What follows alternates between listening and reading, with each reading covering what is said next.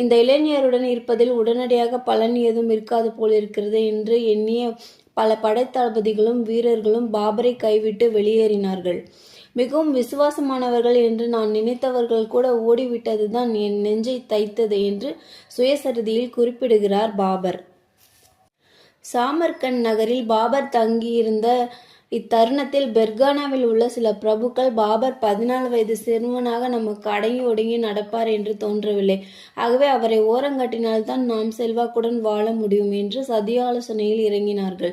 பாபரின் சாதுவான இளைய சகோதரர் ஒருவரை வயது 12 பட்டத்தில் அமர்த்தி திட்டம் போட்டார்கள். இந்த தகவல் வந்து சேர கைவசம் இருந்த படைவீரர்களை திரட்டி கொண்டு சாமர்கண்டில் இருந்து பெர்கானாவிற்கு கிளம்பினார் பாபர். அங்கே போய் சேர்வதற்குள் அவருடைய தம்பிக்கு பட்டம் சூட்டி ஒரு புதிய படையுடன் பிரபுக்கள் பாபரை எதிர்த்து நின்றனர். சரிதான், திரும்பலாம் என்று பார்த்தால் சாமர்கண்ட் நகரும் பறிப்போய்விட்டது. இப்படி சாமர்கண்ட் பெர்கானா இரண்டையும் ஏக காலத்தில் இழந்து நட்ட நடுவில் நின்றார் பாபர். சில 100 பேரை கொண்ட தன் சிறு படையுடன் பாலைவனத்தின் நடுவே குஜண்ட் என்ற இடத்தில் சிறு மண்கோட்டைக்குள் புகுந்து குளிரில் நடுங்கியவாறு பாபர் சில மாதங்கள் கழிக்க வேண்டியதாயிற்று. எத்தனையோ சோதனைகளை சந்தித்து கொண்டிருக்கும் ஒரு 14 வயது சிறுவனை ஆண்டவன் இப்படி தொடர்ந்து சோதிக்க வேண்டுமா என்ற எண்ணம் தோன்றியவுடன் என் நெஞ்சம் அடைத்து கொண்டது. மெல்ல நண்பர்களை விட்டு விலகி ஒரு மூலைக்கு சென்று விம்மி விம்மி அழுதேன் என்று பாபரை குறிப்பிடுகிறார். பாலைவனத்தில் பரிதாபமாக சிக்கிக்கொண்ட பாபருக்கும் மற்றவர்களுக்கும் சாப்பாட்டுக்கே பிரச்சனை ஏற்பட்டது.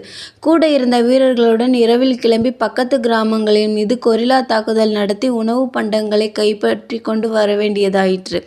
சில மாதங்களில் மேலும் இளம் வீரர்களை சேர்த்து கொண்டு ஒரு படையுடன் சென்று மறுபடியும் பெர்கானாவை கைப்பற்றினார் பாபர்.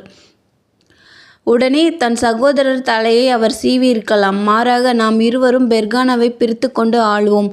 உன் படையை நீ எனக்கு தந்து உதவு. சாமர்கண்டை கைப்பற்றுகிறேன். பிறகு பெர்கானா உனக்கு, சாமர்கண்ட் எனக்கு என்று தம்பியுடன் பேச்சுவார்த்தை நடத்தினார் பாபர்.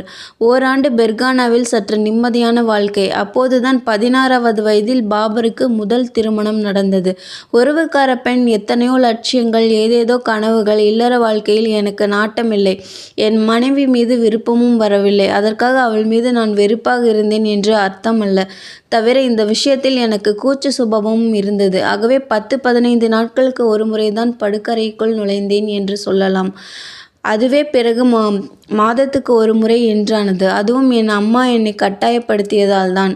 பாபர் சில ஆண்டுகளில் வெறுத்து போன திருமதி பாபர் விட்டால் போதுமென்று கணவரை பிரிந்து சென்று விட்டதாக வரலாற்று குறிப்புகள் தெரிவிக்கிறது.